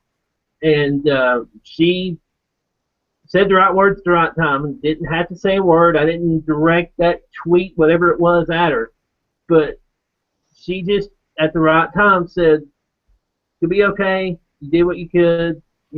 Something to that general effect.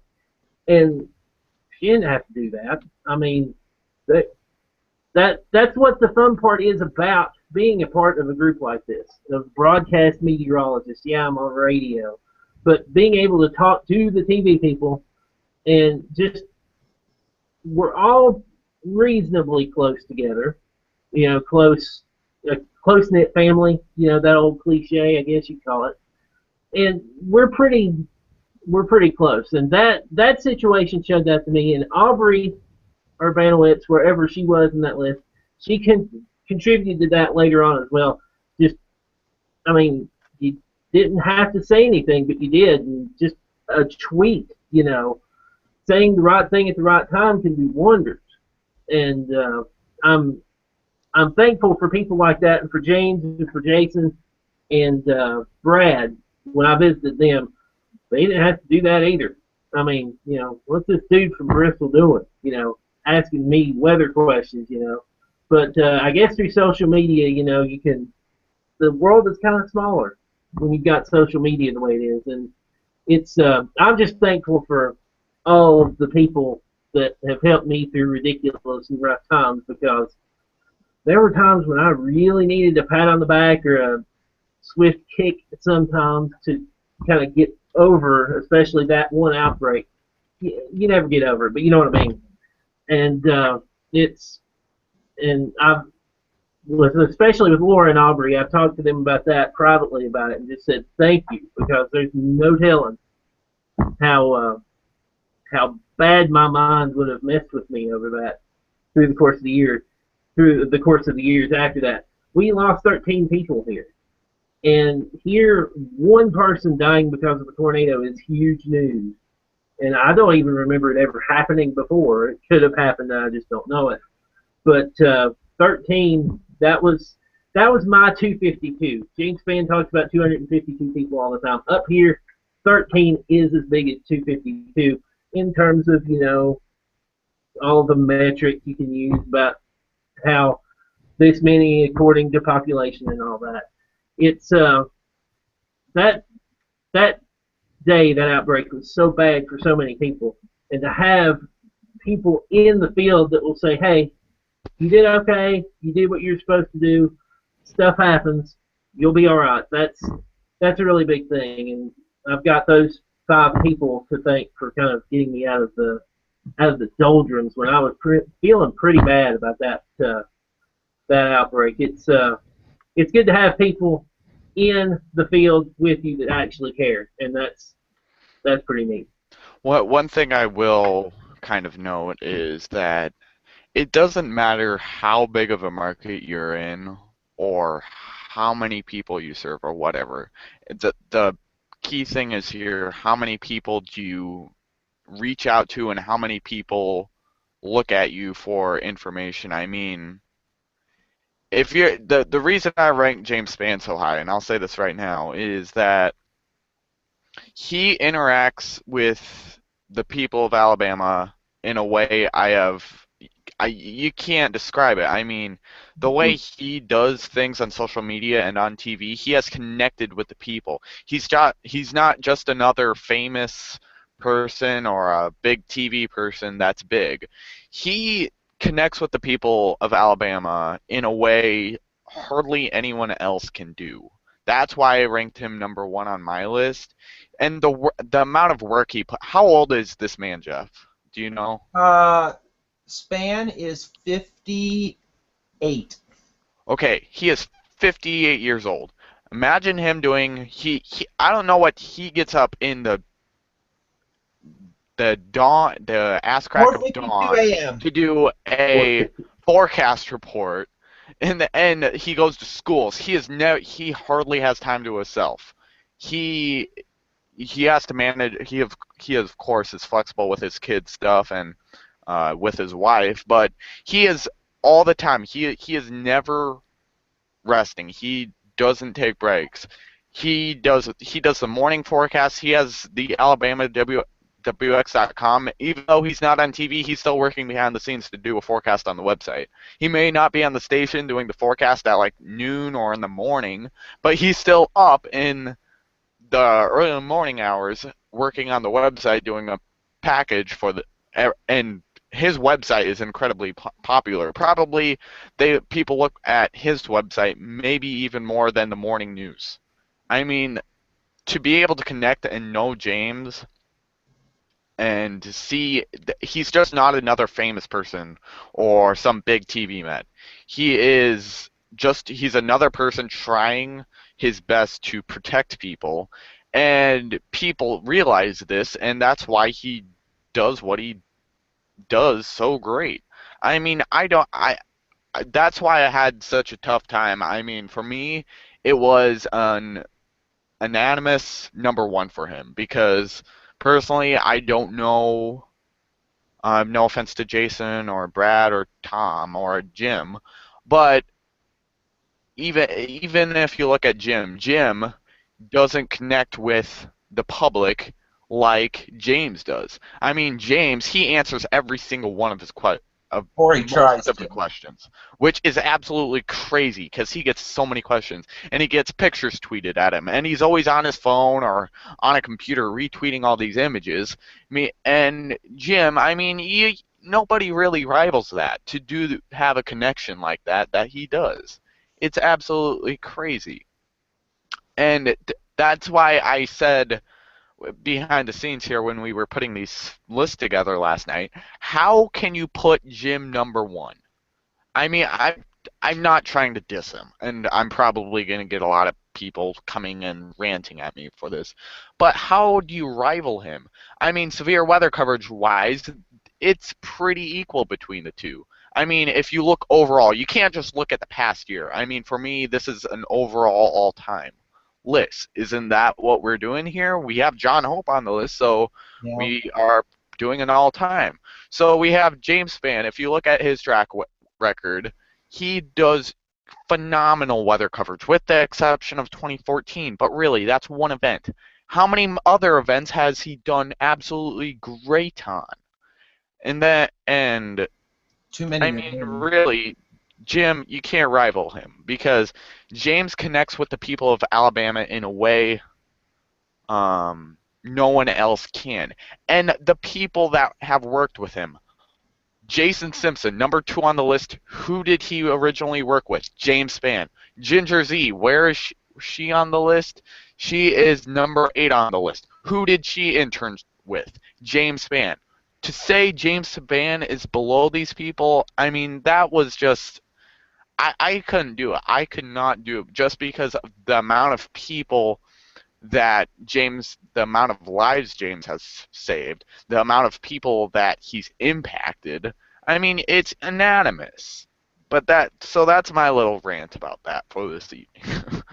Well, and I would say this too, because we had Mark Prater down in the 30s, and he used to work with Spann, and now is a competitor. And when you look at it with Spann, it's like I said before, but in this case they're watching him personally. So they're getting stuff. They're being taught by him. That's how Jason got so good. Because Jason has taken what he learned from James for the 6 or some years he was in Birmingham, went to Huntsville, and is now doing the same thing that James did and still does to a certain extent in Birmingham. That's why he's so high. It's like they should be like, I'm not going to say they should kneel in front of him because he wouldn't want that, but I mean, we're not trying to diss them, but to compare them to James Spann, who is like this weather world-wise, he's like an almighty. There's a reason why James is up there, and then all of the people that worked under him there's several of them that are in the top 10 or 20 or 30. They're up there for a reason. It's because they were taught by our list was number one. They are connected to the number one person in our list. It's our opinion, but like I said, I'll just recap because I just noticed Mike came back. But the amount of people that he's impacted, the amount of lives he's saved. I mean, there's Jason. He worked under James Spann. Ginger Z, he worked under Spann. Sorry to interrupt, but I think he also interned under him too. I don't know that for a fact that he might have. I mean, looking all-time wise, I'm not just looking at the past year, even though we are kind of doing 2014, but whatever. James Spann is unrivaled because Jason has worked under him, and now they have they are a great duo with Jason up in Huntsville and James down in Birmingham. I mean, that if you live on the line between the two, you're perfectly covered because you got two great meteorologists. You get to watch both. And then Ginger Z, she now works at ABC News, interned under Spann. And then all these other people. And I mean, you can make a case for Brad Panovich and Tom Skilling, but the people that say Jim Cantor should be number one, I mean, can you connect the people and affect the people? The amount of people that James has affected, the amount of how many lives James has saved, because Jim, he's on TWC, and be honest with yourself. If there's a tornado warning for your area, are you going to literally turn on the Weather Channel and expect localized severe weather coverage? Really? I mean, think about it.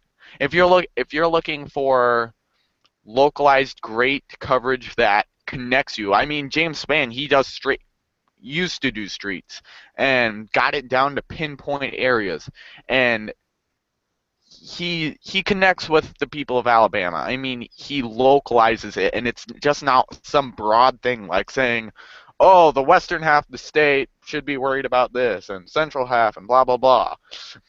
That's not the case with it's not the case with him, and he's affected so many meteorologists. A lot of people have learned something from James, and by that he's unrivaled. I can't say anyone else that could possibly take that number one position.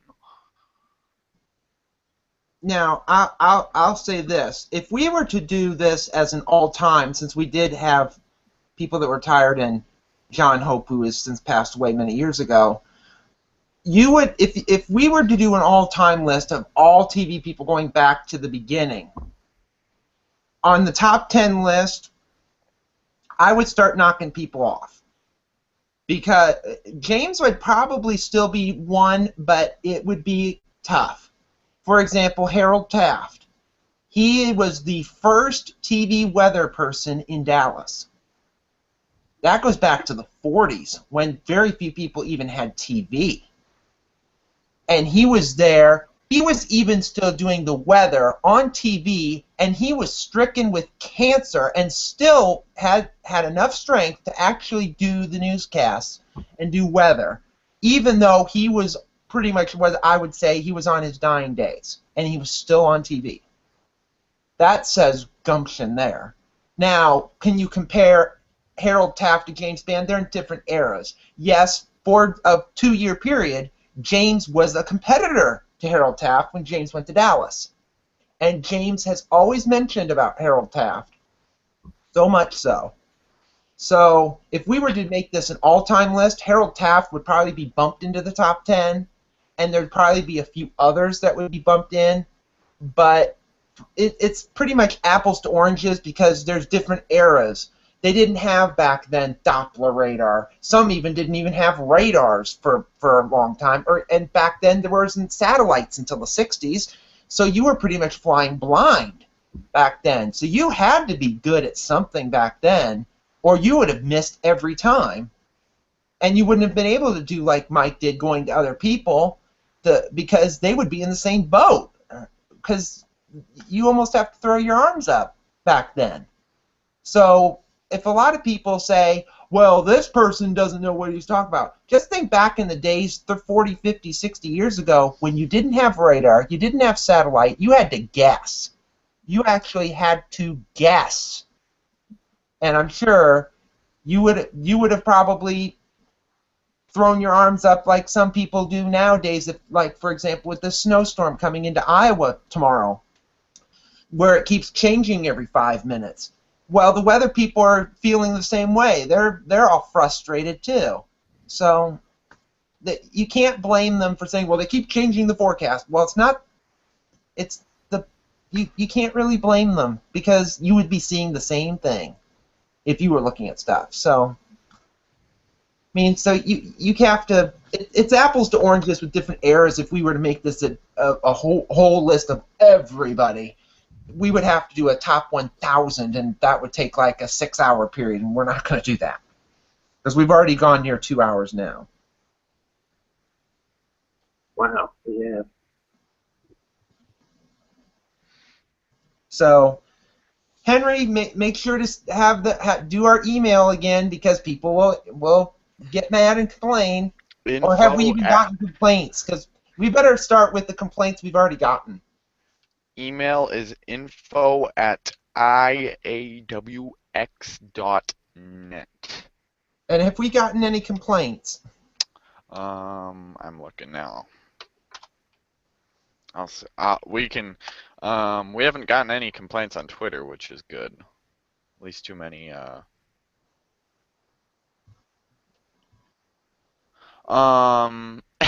We do have one complaint in our inbox. How can it not include Mike Morgan for coverage and Al Roker for national coverage? We didn't put Al Roker on the list. I'm not going to comment on that. Is Al Roker a? And I put on our chat room all the way down to 100, and as everybody in our group can see, Al Roker's not on the top 100 either. We won't go into any specifics about. I will mention that Al Roker was a decent local person when he was doing weather at NBC New York.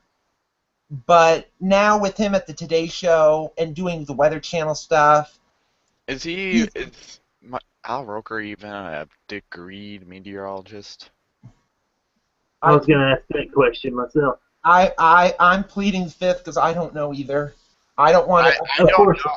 And I'm not going to comment too much about Mike Morgan because that's a whole nother topic for another day that we don't really want to go into because we're already nearing 2 hours. And I'll just say one thing. Mike Morgan kind of lost a bit of my respect after a certain event involving a tornado, but I won't go into details on that, and we'll leave it at that. Al Roker, he isn't. Compared to these, I mean, be real. Compared to these meteorologists, are you kidding me? You can't compare Al Roker. He's not. That's just my opinion, but you can complain all you want. But I'll leave it at that, Jeff. I'll toss it to you. Okay, so we're going to. I'm bringing up the list of people that are going to be on this program. So yeah, next week. Well, first off, I'm at Twitter at IowaWX. You can follow me on Twitter. Mike, what's your Twitter handle? I am WXMC on Twitter. Henry, not a New Jersey radio station.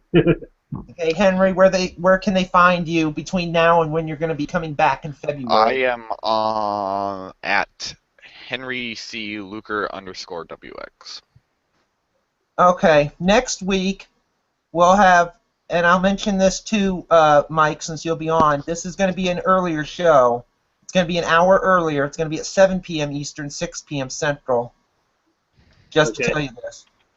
Tony Manolfi will be on from WESH in Orlando, talking Florida weather, since he's our first person from the state of Florida to be on our program. January 16th, Lisa Spencer, who we mentioned before, from WSMV in Nashville, Tennessee, will be on the 16th. And then Henry lined up Fred Gossage from WBRC in Birmingham that's a Thursday show, Thursday, February 19th.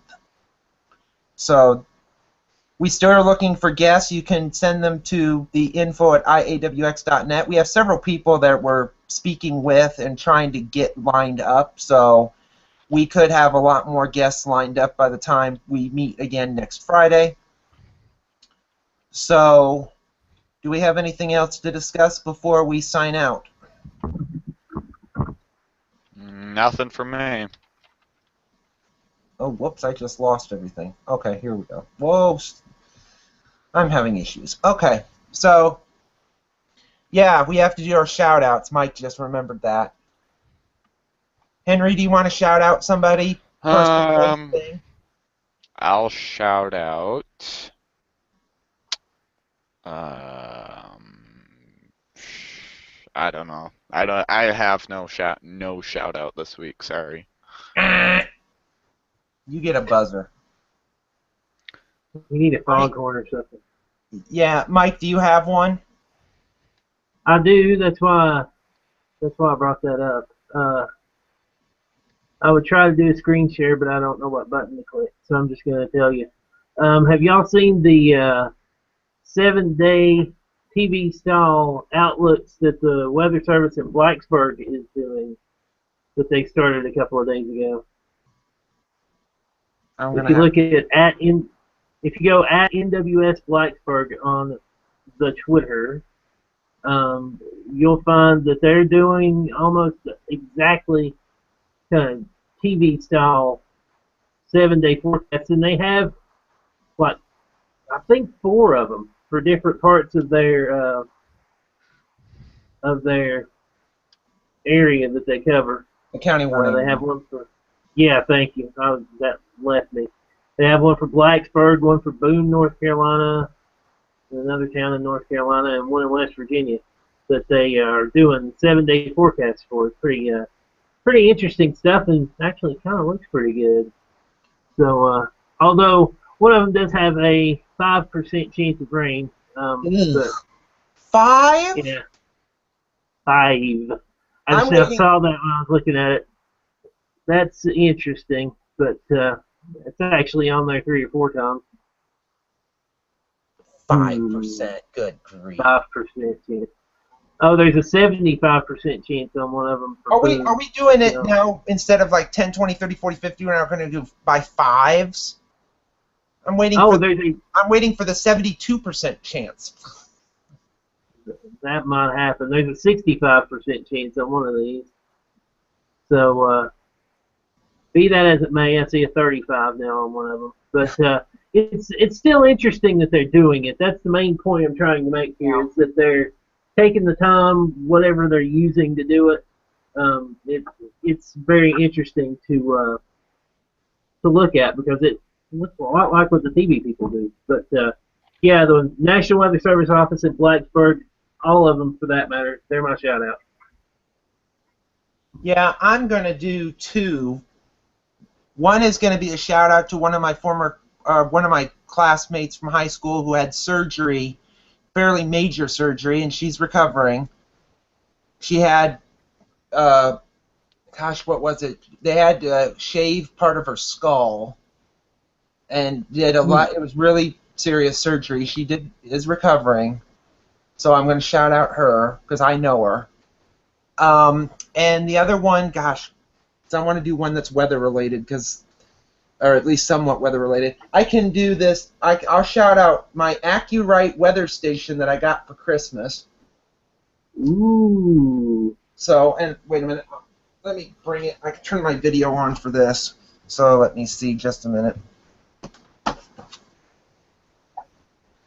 So, come on, video. Come on, video. Come on. No, you have to turn on. Come on. Oh, fudge. Now my computer, it doesn't want me to turn on. Just a second. Yours won't turn on, mine won't turn off. That's interesting.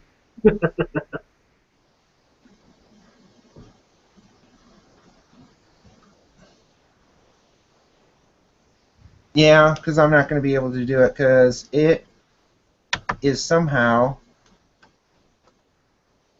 not letting me do it. So darn, too bad. You don't get to see it. Now if it would... Well, we can do another weather shout out too. By the way, the AMS annual meeting is happening this week. Yeah, starts Sunday. I see a bunch of my friends from Virginia Tech are there, and they're going to the Cactus Bowl apparently. Seeing a picture of them on Twitter, that's fun. I don't even know who's playing in that game, but that's irrelevant. But yeah, that if I had to do a shout out number 2, it would be the AMS meeting. Follow hashtag AMS 2015, and you'll see tons of weather stuff. It's just like the NWA meeting in October. AMS has theirs in January, and there's going to be some good information come out of there.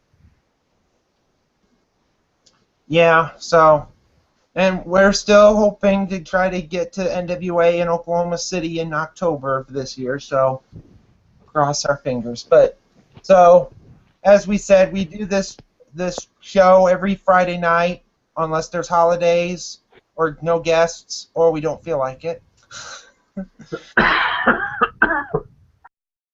Or we don't do it if we're sick. But so join us next Friday it'll be a different time, 7 p.m. Eastern, 6 p.m. Central, when Tony Manolfi will be on.